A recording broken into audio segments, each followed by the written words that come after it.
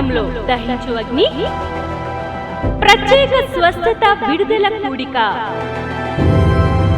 March 14వ తేదీన ఉదయం 10 గంటల నుండి ప్రారంభించబడును. ముఖ్య ప్రసంగికులు డాక్టర్ థామస్ గారు, దహించు అగ్ని మినిస్ట్రీస్, రాజమహేంద్రవరం. స్థలం సుబ్బలక్ష్మి కళ్యాణ మండపం, రైల్వే న్యూ కాలనీ, విశాఖపట్నం. మరిన్ని వివరాలకు 9494940072 మరియు 73.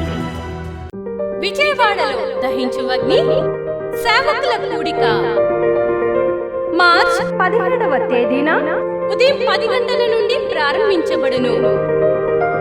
ముఖ్య ప్రసంగికులు డాక్టర్ థామస్ గారు, దహించు అగ్ని మినిస్ట్రీస్, రాజమహేంద్రవరం. స్థలం కందుకూరి కళ్యాణ మండపం, జింకానా గ్రౌండ్స్, విజయవాడ. మరిన్ని వివరాలకు 9032224646 మరియు 9032224747.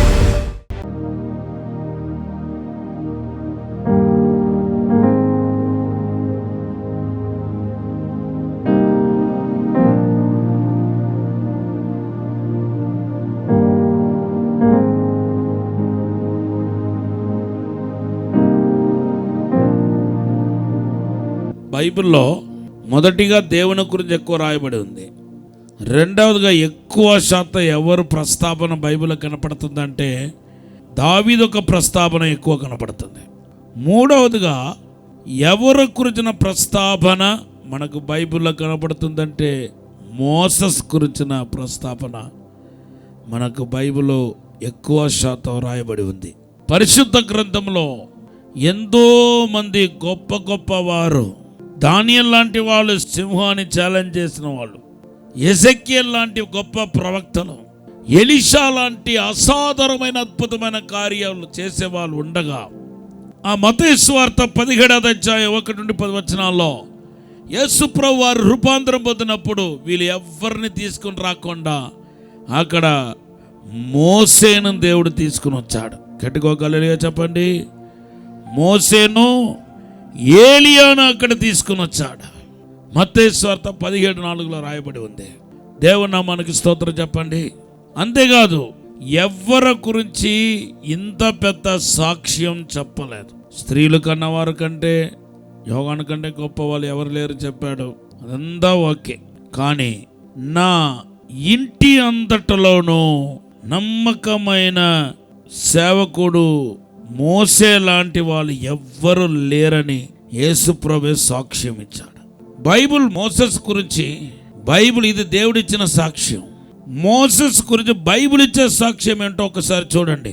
ఎబ్రీ పత్రిక 11వ అధ్యాయం 35వ వచనంలో రాయబడిన సాక్ష్యం, అగిత్తుల యొక్క సుఖభోగాన్ని అనుభవించకుండా దేవుని ప్రజలతో శ్రమ అనుభవించటమే మేలు అని, క్రీస్తుకు ఒక నీడగా, రాబోతున్న క్రీస్తుకు ఒక సాక్షిగా ఉండాలని, ముందు సాక్షిగా ఉండాలనే ఉద్దేశంతో మోసే ఆ విధంగా ప్రేరేపించబడి ప్రజలతో పాటు శిక్ష అనుభవించాడని, సుఖభోగాన్ని విడిచిపెట్టి కష్టపడ్డాడని ఎబ్రీ పత్రిక 11వ అధ్యాయం 25-26 చూస్తున్నాం.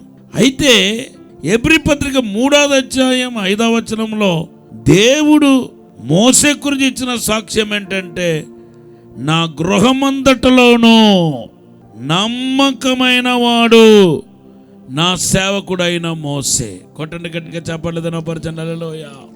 ఒక నాయకుడికి ఉండాల్సిన క్వాలిటీ అంతా ఎవరిలో ఉంటుందంటే మోసేలో ఉంటుంది. A to Z. ఆత్మీయంగా, భౌతికంగా కూడా చూస్తే, కూడా లోకరీతిగా చూస్తే కూడా ఒక నాయకుడికి ఉండాల్సిన లక్షణాలన్నీ ఎవరిలో కనపడుతుందంటే మోసేలో కనపడుతుంది. అందుకొరకే దేవుడు ఎక్కడో అడవిలో ఉన్న మోసేని తీసుకుని వచ్చి 20 లక్షల మంది ఇశ్రాయేల్ ప్రజల్ని అరణ్యంలో నడిపించమన్నాడు.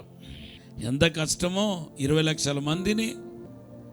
కానీ మోసే 40 సంవత్సరాలు ఎడారిలో 20 లక్షల మందిని నడిపించాడు. దేవుని సహాయం ఆయనకు అందింది నిజమే. దేవుడు ఆయనకు తోడుగా ఉన్నాడు. దేవుడి చేత అభిషేకించబడ్డాడు. విశేషంగా మోసే అభిషేకించబడ్డాడు. వాస్తవం. అయినా మోసే మనిషియే కదా. ఎంత ఎమోషనలైజ్ అయి ఉంటాడో, ఎంత ఎమోషనల్గా ఫీల్ అయిపోయి ఉంటాడో, భావోద్రేకానికి గురి అయి ఉంటాడు. అయ్యాడు, భావోద్రేకానికి గురి అయ్యాడు, ఏడ్చాడు.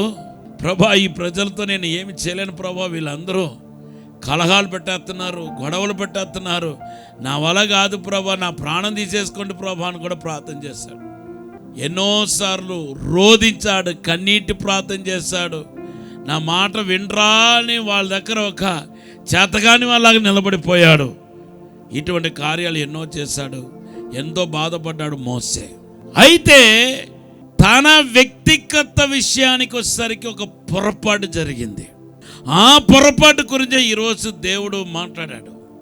నాయకులైన మనకు, సేవకులైన మనకు, ఆత్మీయులు, కొంతమంది లైవ్లో ఆత్మీయులు చూస్తున్నారు.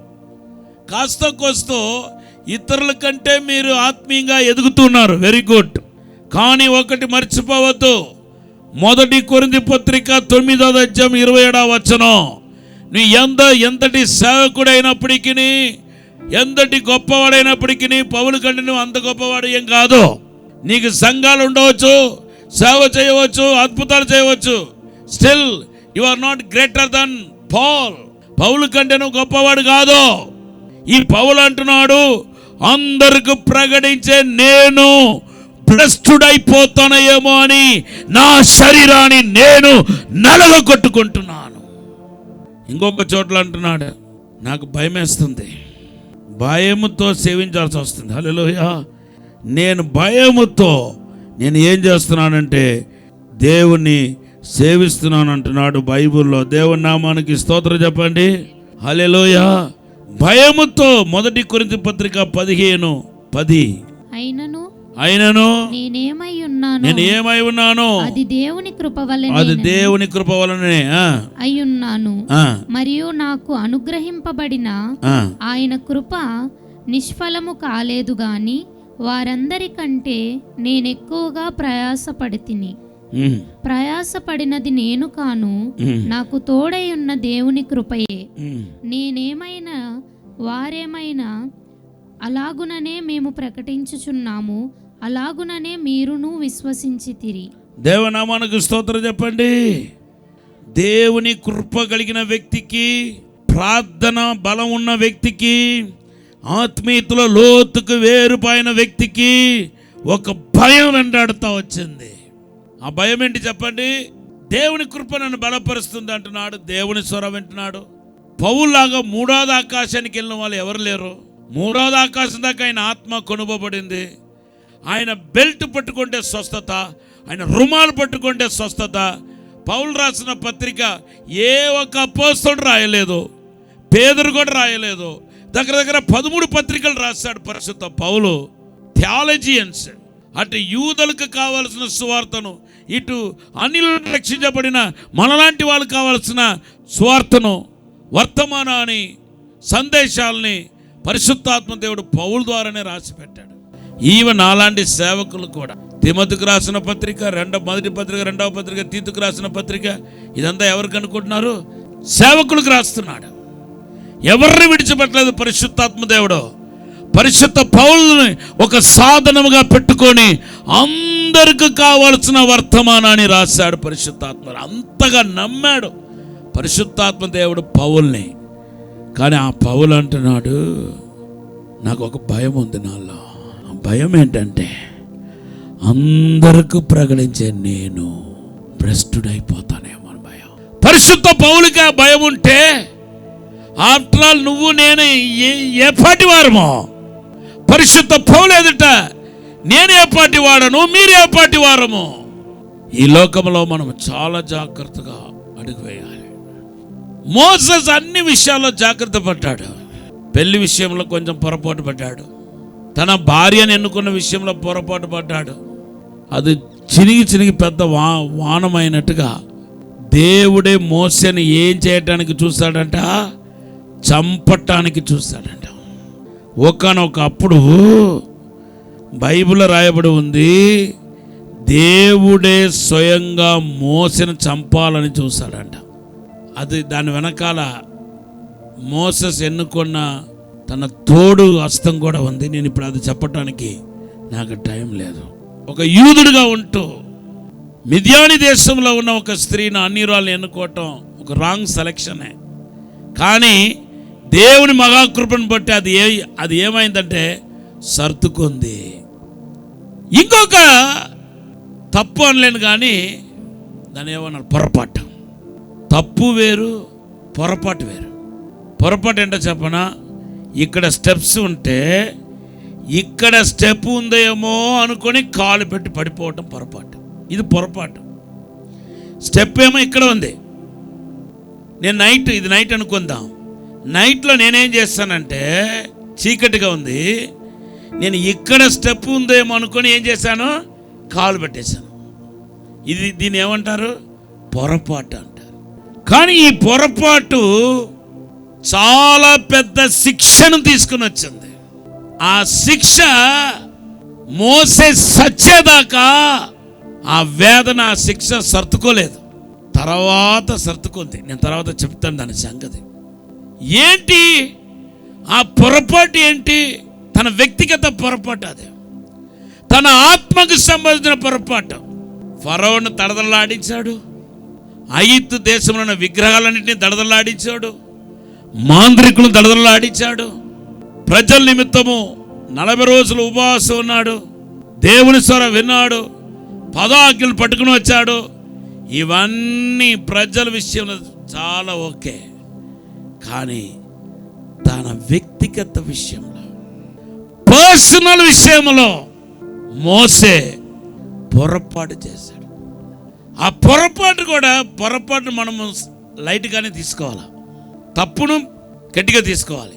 వీడు తప్పు చేశాడు, పాపం చేశాడు. తప్పునేమో గట్టిగా పెద్దగా చూపించాలా. పొరపాటు చిన్నదే, కానీ ఆ చిన్న మిస్టేక్ మోసే లైఫ్లో చాలా పెద్ద విషాదాన్ని, వేదనను, ఇంతకాల పడిన ప్రయాసను, దగ్గర ఎంత కాలం అంటే 40 సంవత్సరాలు, 40 years పడిన ప్రయాసను ఏం చేసిందంటే శూన్యం చేసేసింది. నేను ఆలోచిస్తున్నాను, నేను సేవకు వచ్చి 36 సంవత్సరాలు అయింది. ఈ 36 సంవత్సరాలే నాకు ఎలాగుందంటే చాలా పెద్ద సేవలాగా ఉంది. కానీ మోసే చేసిన సేవ ఎన్ని సంవత్సరాలు? 40 సంవత్సరాలు. దానికి ముందు 40 సంవత్సరాలు సేవకి వస్తానని చెప్పి వచ్చి విప్లవం చెంది అడవిలోనికి పారిపోయాడు, అది వేరే కథ. కానీ ఇశ్రాయేలు ప్రజల్ని రియల్గా నడిపించడానికి ప్రారంభించడం మాత్రం ఎన్ని సంవత్సరాలు అంటే 40 years. అందరూ చెప్పండి, 40 సంవత్సరాలు అయింది.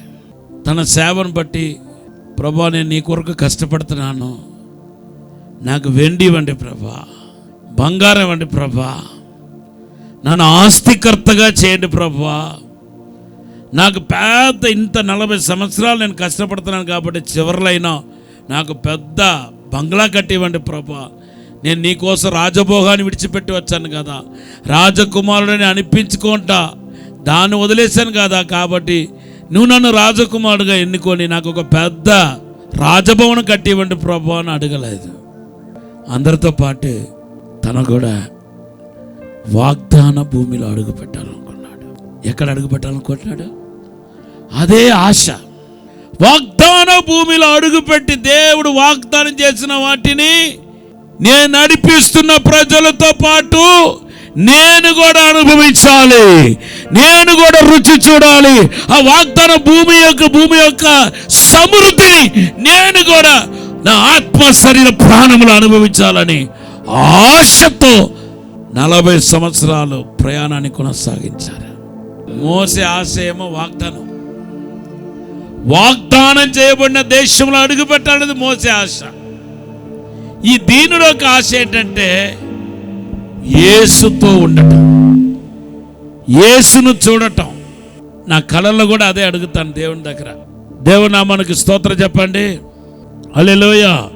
మోసే చేసిన తప్పు, పొరపాటు ఏంటంటే ప్రజలను ఎడారిలో నడిపిస్తూ ముందుకు తీసుకెళ్తున్నప్పుడు సడన్గా ప్రజలకు దాహం ఏర్పడింది. ఒకేసారి 20 లక్షల మంది గొడవ చేశారు. మాకు దాహం వేస్తుంది, మేము చచ్చిపోతున్నాం, మాకు నీళ్ళు ఇస్తావా ఇవ్వవా? దేవుడు ఇచ్చేదాకా మనం వేచి ఉండాలి, గొడవ చేయకూడదంటే వినలేదు, గొడవ చేశారు. మోసే దేవుని దగ్గర అడిగారు, ప్రభా నేను ఈ గొడవ తట్టుకులేకపోతున్నానంటే ప్రభా అన్నాడు, నీ దగ్గర ఒక కర్ర నేను ఇచ్చాను కదా, నా కర్ర, నువ్వు ఆ కర్రతో అదిగో ఆ బండ ఉంది కదా, ఆ బండను కొడితే నీళ్ళు వస్తాయని చెప్పాడు. ఎంతమందికి నీళ్ళు వస్తాయి ప్రభా? ఇక్కడ ఎంతమంది ప్రయాణం చేస్తున్నారో ఆ 20 లక్షల మందికి నీళ్ళు వస్తాయని చెప్పాడు. అలాగే బండను కొట్టాడు, నీళ్ళు వచ్చింది. నిర్గమకాండం 17వ అధ్యాయం 5 నుండి 10 వచనాలు అయిపోయింది. ప్రయాణం కొనసాగించబడుతుంది. అందరు నీళ్లు తాగారు. దేవుడు మంచివాడు. కొద్ది దూరం వెళ్ళిన తర్వాత మరలా నీళ్లు లేదంట, తాగటానికి నీళ్లు లేదు. సంఖ్యాకాండ 20వ అధ్యాయం 1వ వచనంలో ఆ ప్లేస్ కూడా ఈరోజు కూడా ఉందండి. కాదేశులో ఉన్నప్పుడు మిరియాం చచ్చిపోయింది. మిరియాం చచ్చిపోయిన ఆ రోజు ఆమెను పాతిపెట్టారు. పాతిపెట్టిన తర్వాత చూడండి, ప్రతి ఇంట్లో ఎవరైనా చచ్చిపోతే ప్రశాంతంగా ఉండదు. కొంచెమంది ఇంట్లో అయ్యో చచ్చిపోయారు కూడా ఉండరు, పెద్ద పెద్ద గొడవలు పెట్టేసుకుంటారు, ఆస్తి గొడవలు జరుగుతాయి. చచ్చిపోయి కొందరు ఏడుస్తూ ఉంటే ఆ పిల్లలందరూ కలిసి ఏం చేస్తారంటే ఆస్తుల కోసం గొడవలు. సమాధి చేస్తున్నాం, తర్వాత ఏమో రేపు మెమోరియల్ సర్వీస్ ఉంది, జ్ఞాపకార్థ కూడిక ఉంది, దీనికి 50,000 ఖర్చు అవుతాయి, నువ్వు ఎంత ఇస్తావని దానికి గొడవలు. ఇక్కడ కూడా ఒక గొడవ. అది ఏంటంటే సంఖ్యాకాండ 20వ అధ్యాయం 2వ వచనంలో రాయబడి ఉంది, నీళ్ళు లేదని గొడవ. పాపం తన సహోదరి చచ్చిపోయిందని, మిరియాం చచ్చిపోయిందని వీళ్ళు బాధపడతా ఉంటే ఈ జనాలు చూడండి కొంచెం కూడా కనుకరం లేదు. అప్పటికే అతను దుఃఖంతో ఉన్నాడు. ఇప్పుడు మోసేకి ఎంత బాధ అనిపించుంటుంది. మిరియాం ఎవరండి? తన సొంత సహోదరి. అట్టి ఏమో అహరోను, అతను కూడా సహోదరుడే. ఆ చనిపోయిన సహోదరికి మిరియాముకు సహోదరుడు. వీళ్ళు ఇద్దరు దగ్గరకు వచ్చి సమయోచితంగా కూడా మాట్లాడాలి, సమయోచితంగా వివరించాలని కూడా బుద్ధి లేని ఆ ఇశ్రాయేలు ప్రజలు ఏం చేశారంటే వచ్చి మేము నీళ్ళు లేకుండా చచ్చిపోతున్నాం అని ఆర్గ్యుమెంట్లోనికి దిగారంట. కొంచెం కూడా కామన్ సెన్స్ లేకుండా, కొంచెం కూడా దయ చూపించకుండా, అయ్యో పావ సహోదరిని పోగొట్టుకొని బాధపడుతున్నాడు, ఇతనితో మనం ఏం మాట్లాడతాం, కొంచెం మనమే దేవుని దగ్గర అడుగుతామని కాకుండా మోసే దగ్గర గొడవ చేస్తున్నారు. చూడండి సంఖ్యాకాండం 20వ అధ్యాయం 3వ వచనం చదవండి. జనులు మోషేతో వాదించుచు అయ్యో మా సహోదరులు యెహోవా ఎదుట చనిపోయినప్పుడు మేమును చనిపోయిన ఎడల ఎంతో మేలు. అయితే మేమును మా పశువులను ఇక్కడ చనిపోవునట్లు ఈ అరణ్యములోనికి యెహోవా సమాజమును మీరెలా తెచ్చితిరి? ఈ కాని చోటుకు మమ్ము తెచ్చుటకు ఐగుప్తులో నుండి మమ్మును ఎలా రప్పించితిరి? హల్లెలూయా. ఐగుప్తు నుండి నడిపించిన దేవుడా మోసయ్యా? చెప్పండి. దేవుడైతే ఇప్పుడు ఆ భార ఎవరి మీద వచ్చి పడుతుంది? మోసే మీద పడుతుందండి. అందుకొరకు బైబిల్ రాయబడుతుంది, నా నామ నిమిత్తము మీరు హింసించబడితే మీరు ధన్యులు, మీకు ప్రతిఫలం ఉంటాయి, పరలోకములో బహుమానం ఉంటాయి. కొట్టండి గట్టిగా, చెప్పండి, తినపరచండి. హల్లెలూయా. సరే అని చెప్పి ఒకవైపు ఏమో బాధ, వేదన, కన్ఫ్యూజ్, టెన్షన్, ఇవన్నీ సరిపోదని తన ప్రియమైన సహోదరి మిరియం చనిపోయి ఇంకా 7 రోజులు కూడా కాల, జ్ఞాపకార్థ కూడిక పెట్టుకున్నారో లేదో తెలీదు. ఆ బాధతో ఉంటే వీళ్ళు పెట్టే గోళకు మరలా దేవుని దగ్గరికి వెళ్ళాడు. వినండి, అసలైన విషయానికి వచ్చాను. ఇప్పుడు మరలా దేవుని దగ్గరికి వస్తే, ప్రభా నేనేం బాధలో ఉన్నాను, మా అక్క చచ్చిపోయిందని, నా సహోదరి చచ్చిపోయిందని నేను వేదల్లో ఉన్నాను, బాధలో ఉన్నాను, కలవరంలో ఉన్నానయ్యా. నా మీద కొంచెం కూడా కనుకర లేకుండా నా మీద గొడవ చేస్తున్నారు వీళ్ళకి నీళ్ళు ఇవ్వండి ప్రభా. అప్పుడు ఎలాగ నీళ్ళు ఇచ్చారో అలాగే ఇప్పుడు కూడా నీళ్ళు ఇవ్వండి ప్రభా అంటే, ఇప్పుడు ప్రభా అన్నాడు, బండ ఒక్కటే కానీ నువ్వు మాత్రం ఇప్పుడు ఏం చేయాలి తెలుసా? మాట్లాడాలి అని చెప్పాడు. ఏమన్నాడు? మాట్లాడాలి. దేవుని నామానికి స్తోత్రం చెప్పండి. హల్లెలూయా. నువ్వు ఆ బండను చూచి మాట్లాడు అన్నాడు. కర్రను పట్టుకో, బండ దగ్గరికి వెళ్ళాల్సిందే, బండ దగ్గరికి వెళ్ళు, కానీ కొట్టకుండా ఏం చేయాలి?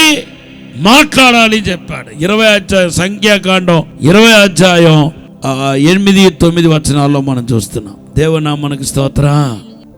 ఈయనేం చేస్తాడు? మోసే మొదటిసారి బండను కొట్టినప్పుడే కదా వాటర్ వచ్చిందని, నీళ్ళు వచ్చిందని చెప్పి బండతో మాట్లాడడానికి బదులుగా ఏం చేశాడంటే బండను రెండోసారి కొట్టాడు. ఇది దేనితో రిలేటెడ్ అయిందంటే బండను కొట్టడం, నీళ్ళు రావటం, రెండోసారి మాట్లాడటం, నీళ్ళు రావటం. యేసుక్రీస్తు అనే బండ రేపు రక్షణని నీళ్ళని ఇవ్వబోతుంది. దానితో నీడగా సాదృశ్యంగా రాయబడింది. గట్టిగా చెప్పలు కొడతా పరిచయం. హల్లెలూయా. ఈ సంభవాన్ని పరిశుద్ధాత్మ దేవుడే తీసుకుని రావడానికి కారణం, సీన్లోనికి తీసుకుని రావడానికి కారణం, ప్రతిరోజు మన్నాను కురిపించిన దేవుడు ప్రతిరోజు తాగడానికి నీళ్ళు ఇవ్వలేడా? చెప్పండి. మంచులాగా పడేదంట.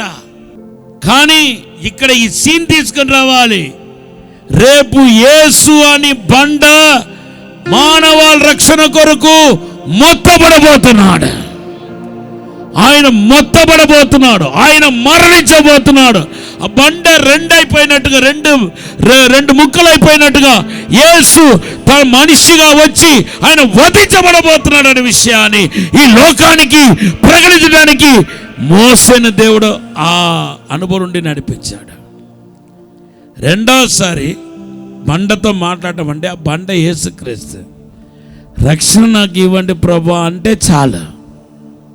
మనుషులందరూ చనిపోవటం ఒకేసారి, ఆ బండ ఒకేసారి కొట్టబడింది. రెండోసారి కొట్టపడకూడదు. ఎందుకంటే మనుషులందరికీ మరణం అనేది ఒక్కసారి. గట్టిగా చెప్పండి. మనుషులందరికీ మరణం అనేది ఒక్కసారి నియమించబడ్డాయి. రెండుసారి మరణం రాదు, ఎవరికి రాదు. ఒకేసారి మరణం. మనిషి చనిపోయాడు అంతే. ఇంకా తర్వాత ఆయన ఈ భూమిలో ఉండడు, పరలోకంలో నిత్య జీవంలోనికి ప్రవేశిస్తాడు. ఇప్పుడు నీళ్ళని రక్షణ కావాలని కోరుకుంటున్న వాళ్ళు ఏం చేయాలి తెలుసా? బండను మొత్తపడాల్సిన అవసరం లేదు. అది అడిగితే చాలు, ప్రార్థిస్తే చాలు, ఆయన రక్షణ అందరికి వస్తాయి. గట్టిగా చప్పట్లు కొడతా పరిచయం. హల్లెలూయా. 140 కీర్తన 18వ వచనం చదవండి. తనకు మొర్రపెట్టు వారందరికిని, తనకు నిజముగా మొర్రపెట్టు వారందరికిని యెహోవా సమీపముగా ఉన్నాడు. అంతేకాదు రోమాపత్రిక 10:13 ఏమని రాయబడింది తెలుసా? 10:13 రోమన్స్ 10:13 ఏమని రాయబడింది? ఎవరైతే యేసు నామానికి ప్రార్థన చేస్తారో, రక్షణ కావాలని అడుగుతారో వాళ్ళందరికీ రక్షణ అని జీవజలపు నదులు ఇవ్వబడతాయి. ఎందుకు? అడగగానే రక్షణ ఇవ్వబడతాయి అంటే ఆల్రెడీ రక్షణార్థమై యేసుక్రీస్తు శిలువలో మొత్తబడ్డాడు, కొట్టబడ్డాడు, వధించబడ్డాడు, చనిపోయాడు. కాబట్టి ఇప్పుడు మరలా రెండోసారి యేసు శిలువ మరణం పొందాల్సిన అవసరం లేదు. ఒకే ఒక్కసారి మనిషిగా ఆయన పుట్టడం, ఒకే ఒక్కసారి. ఇప్పుడు అడిగితే కాళ్ళ రక్షణ వచ్చేస్తాయి. ఇది ఏది తెలియక కంగారపడి నేను చెప్పినా కదా, ఏంటది? పొరపాటు పడి మోసే ఏం చేస్తాడు తెలుసా? రెండోసారి కొట్టేశాడు. ఇప్పుడు ప్రభు ఏమన్నాడు? ద్వితీయోపదేశ కాండం 32:52 ఎదురుగా ఆ దేశమును చూచెదవు కాని నేను ఇశ్రాయేలీయులకిచ్చుచున్న ఆ దేశమును నీవు ప్రవేశింపవు. అదే ఈ వాక్యంలో ఒక అర్థం, ఒక చిన్న కొంచెం అర్థం చేసుకోవడానికి ఒక చిన్న మాట యాడ్ చేయాలి. ఇశ్రాయేలు ప్రజలు కానీ ఇవ్వబోతున్న ఎదురుగా కనపడుతున్న దేశాన్ని నువ్వు చూస్తావు, కానీ ఇప్పుడు మాత్రం ఆ దేశంలో నువ్వు ప్రవేశించలేవు. ఇప్పుడు ప్రభు ఏమంటున్నాడంటే నువ్వు చూస్తావు, ఓకే చూస్తున్నాను, కానీ ఇప్పుడు మాత్రం వెళ్ళవు. అది ఇప్పుడు మాత్రం వెళ్ళవు. ఒక చిన్న ప్రార్థన చేస్తాను నేను.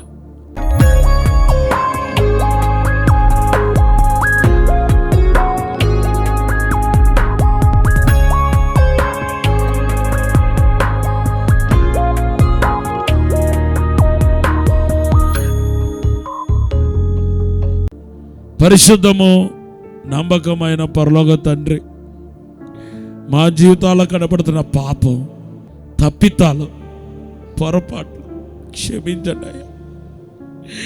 దేవుని కుమారుడైన యేసుక్రీస్తు మా పాప నిమిత్తమే ఈ లోకానికి మనిషిగా అవతరించాడు అయ్యా.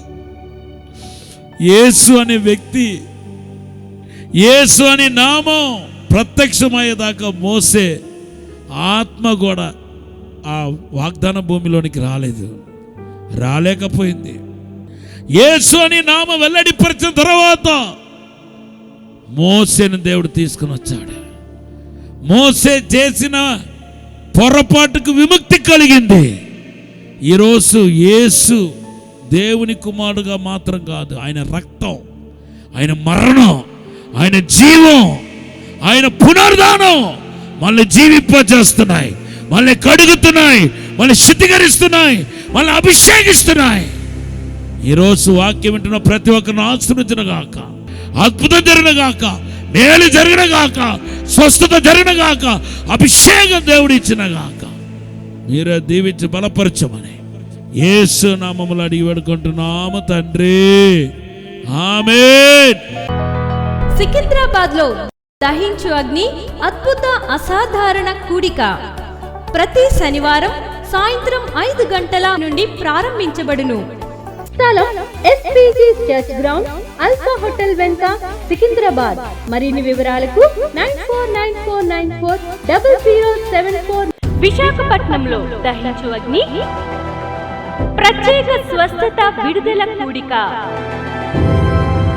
మార్చ్ 14వ తేదీన ఉదయం 10 గంటల నుండి ప్రారంభించబడును. ముఖ్య ప్రసంగికులు డాక్టర్ థామస్ గారు, దహించు అగ్ని మినిస్ట్రీస్, రాజమహేంద్రవరం. స్థలం శుభలక్ష్మి కళ్యాణ మండపం, రైల్వే న్యూ కాలనీ, విశాఖపట్నం. మరిన్ని వివరాలకు 9494940072 మరియు 73. విజయవాడలో దహించు అగ్ని సేవకుల కూడిక మార్చ్ 17వ తేదీన ఉదయం 10 గంటల నుండి ప్రారంభించబడును. ముఖ్య ప్రసంగికులు డాక్టర్ థామస్ గారు, దహించు అగ్ని మినిస్ట్రీస్, రాజమహేంద్రవరం. స్థలం కందుకూరి కళ్యాణ మండపం, జింకానా గ్రౌండ్స్, విజయవాడ. మరిన్ని వివరాలకు 9032224646 మరియు 9032224747. రాజమహేంద్రవరంలో దహించు అగ్ని అభిషేక ఆదివారపు ఆరాధన ఇప్పుడు ప్రతి ఆదివారం ఉదయం 9:30 నుండి ప్రారంభించబడును.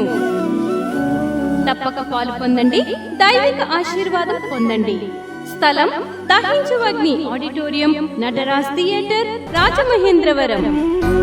మీ ప్రార్థన అవసరతలకు 9494940072 మరియు 73. ఈ టీవీ కార్యక్రమాన్ని చూసి ఆశీర్వదించబడినట్లయితే దహించు అగ్ని టీవీ పరిచర్యకు మరియు బ్లెస్సింగ్ ల్యాండ్ కు సహకరించండి. Dahinchu Agni trust current account number 357222444370, State Bank of India, main branch, Rajamahendravaram. My address doctor Thomas, Dahinchu Agni ministries, తుమ్మలోవా, Rajamahendravaram.